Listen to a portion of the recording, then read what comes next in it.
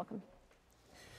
Well, the CBC's Sarah Larnuk was inside the courtroom for virtually this entire trial, and she has some interesting insights into the man responsible for these murders. And I spoke to her a little earlier this evening. She's outside the courthouse in Lethbridge, and I started by asking her about Derek Saretzky's demeanor, both in the police confession tapes and in the courtroom. Yeah, I don't think that you can really describe his demeanor in the videos by anything other than the word shifty. He seems on edge almost all the time, and I think that he was much the same in the courtroom. As you said, I've been here for most of the trial, but that also extended to voir dire hearings that started earlier. So I've been in the courtroom every day with him for about 2 months. And every day when he comes in, what the jury didn't see is how he smiled at reporters, as if he was happy that we were there. And I can't explain it any other way than that. But even while evidence was being presented, he smiled or smirked depending on what was being presented. And even when people like his father testified, he showed very little emotion. It's such a contrast between the kinds of details that we were hearing from outside of the courtroom, you know, so grisly, so diabolical, really. I mean, he did say that the devil, you know, told him to commit at least one of these murders, and yet, you know, you describe him as smiling and sometimes smirking. And that leads to an interesting and troubling issue. Given the overwhelming evidence in this case, the videotaped confessions, I kept wondering, why would he possibly plead not guilty to these 3 murders? And after sitting in that courtroom for so long, you have a theory on that. Yeah, I do. And I do have to reiterate that it is my personal theory, but it's my perception that he wanted these details aired, and that is why he pleaded not guilty, because if he had pleaded guilty, none of these details would have come out. So what the jury heard was that in his apartment they found a book called The Serial Book of Serial Killers, and in his backpack they found pages torn from that book.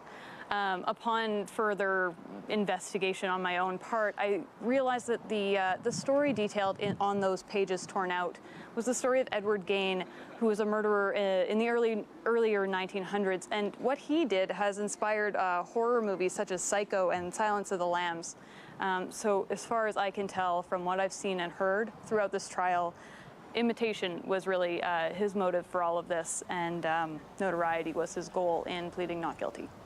And yeah, I mean, narcissism, basically, enjoying, I guess, the trial, enjoying the profile that it had, and not realizing that the coverage he was getting certainly didn't make him seem positive or heroic at all. I want to talk about one other thing, and that is the murder of Hannah Mekatek, the 69-year-old who lived in the community, not related to the other 2 murder victims. As you mentioned, you were in the voir dires. They're talking about admissibility of evidence. Ultimately, the confession in her case on video was admitted. If it hadn't been, the other evidence in the Hannah Mekatek murder was, you describe it as being fairly limited and weak, I guess. Yeah, and honestly, as the charges came out, even, it was puzzling because Derek Saretzky was charged for the murder of Terry Blanchette and Haley Dunbar Blanchette in September 2015, but he wasn't charged until early 2016 in the case of Hannah Mekatek. And so it was clear during the voir dire that they didn't have enough evidence to charge Derek Saretzky until he confessed to the murder. And it was the circumstances under which he confessed that were kind of contentious. He wasn't originally read his rights at the moment in which he began confessing to her death. And so it became a case of whether he needed to have been read his rights, because police argued that it was a voluntary interview with the interviewer, and so they didn't believe that he needed to be read his rights at the time that he had a change in jeopardy. Sarah, one last thing. The verdicts, as I mentioned earlier, certainly didn't come as a surprise for anyone who followed this case, given how strong the evidence was. But take us into the courtroom just a short time ago. When those verdicts were read out, what was the reaction?